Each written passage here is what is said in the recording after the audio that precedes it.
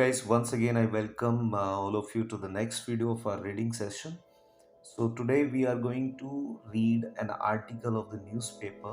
As article is from the Times of India. So try to understand that the man set self ablaze outside Maha Assembly. So there was a man who set himself ablaze. I mean that there was a man who set himself on fire outside the Maharashtra Assembly. So this incident actually occurred in Mumbai, right? तो ये incident कहाँ हुआ है? मुंबई में हुआ है. ये देखिए यहाँ से पहली लाइन से देखते हैं 55 ईयर ओल्ड. तो यहाँ पर देखिए 55 के बाद एक हाइफन लगाया हुआ है, ये वाला देखिए, और उसके बाद फिर ईयर है, फिर यहाँ पर हाइफन लगाया हुआ है. और यहाँ पर मैंने आपको पीछे भी वीडियो में बताया था कि जब भी कोई हाइफनेटेड नाउन होती है तो उसे उसमें एस नहीं लगाते हैं. तो यहाँ पर देखिए ईयर में एस नहीं लगा. तो 55 year old farmer from Osmanabad sustained 20 to 30% injuries after he set himself ablaze outside the Vidhan Bhavan on Tuesday.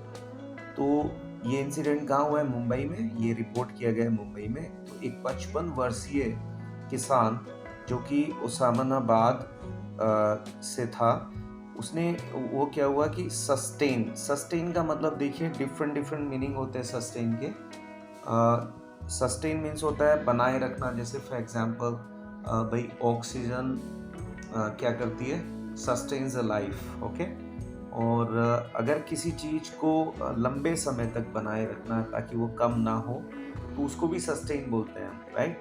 और एक सस्टेन होता है कि एक जैसे कटु एक्सपीरियंस, मतलब जैसे एक कटु अनुभव होना या फिर किसी चीज़ को झेलना या फिर भुगतना, ये भी सस्टेन का मतलब होता है. तो यहाँ पर सस्टेन का मतलब है कि उसको इंजरीज हुई, right.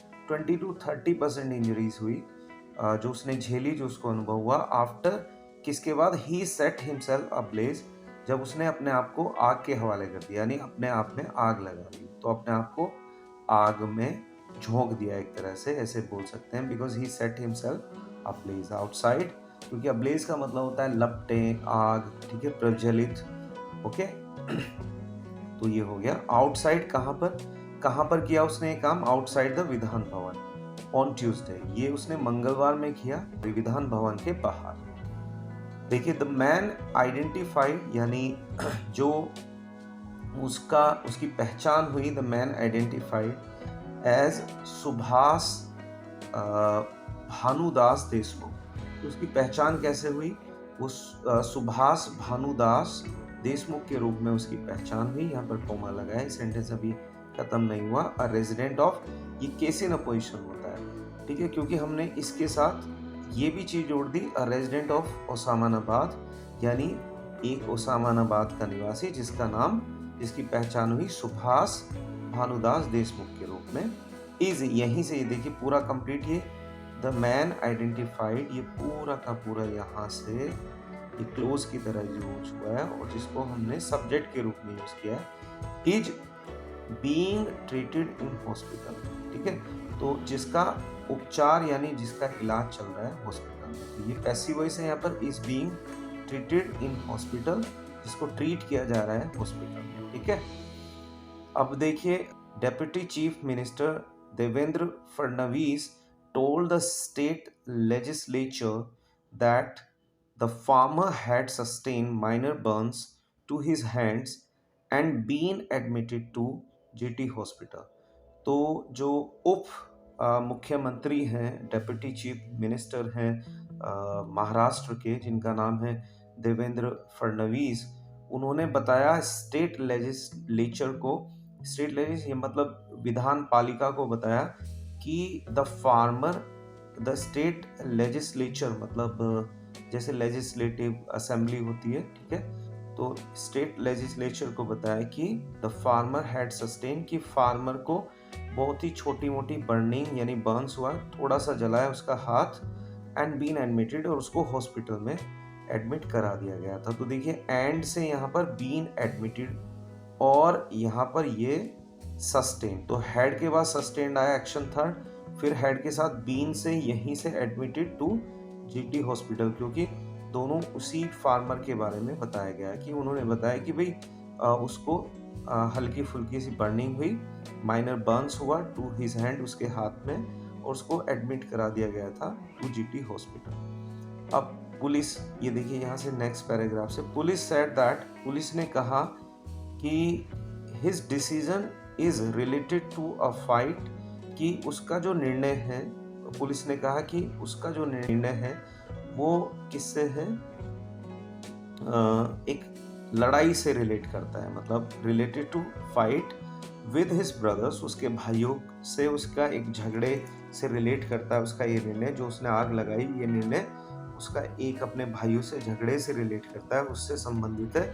Over their family property, किस चीज को लेकर, उनके पारिवारिक संपत्ति को लेकर, and has nothing to do, और उनके पास कुछ भी नहीं है करने को, विद द फार्मर्स इशूज, और किसानों के इशूज में उनके पास ऐसा कुछ भी करने को नहीं है, यानी वो कोई भी कार्रवाई उनके पास करने के लिए नहीं है। तो दोस्तों ये एक छोटा सा मैंने एक आर्टिकल यहाँ पर आपको न्यूज़पेपर का दिया है। जैसा कि मैंने पिछली वीडियोस में भी आपको बहुत बार I made several promises to you कि मैं आने वाली वीडियोस में आपको न्यूज़पेपर के देखिए इजी से लेकर एडवांस तक मैं सारे आर्टिकल्स आपको धीरे धीरे दूंगा।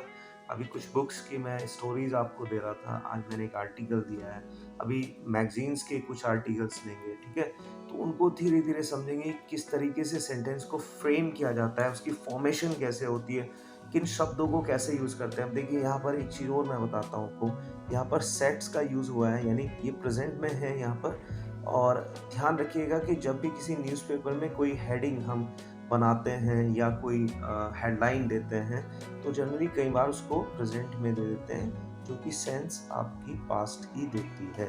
तो जैसे आपने न्यूज़ वगैरह में भी देखा है, जब हमारा कंट्री मैच जीतता है तो अक्सर लिखा आता है इंडिया विन द मैच, ठीक है। तो हेडलाइंस प्रेजेंट में हो जाती है, तो ये हेडलाइन थी यहाँ पर, इसको ऐसे यूज़ किया है। तो दोस्तों आशा करता हूँ कि समझ में आया होगा, और आया है तो प्लीज़ लाइक कीजिएगा और चैनल को सब्सक्राइब कर लीजिएगा। बेल आइकन के बटन को प्रेस करना ना भूलें दोस्तों, ताकि सारे नोटिफिकेशन आपको मिलते रहें। Stay blessed, thank you so much.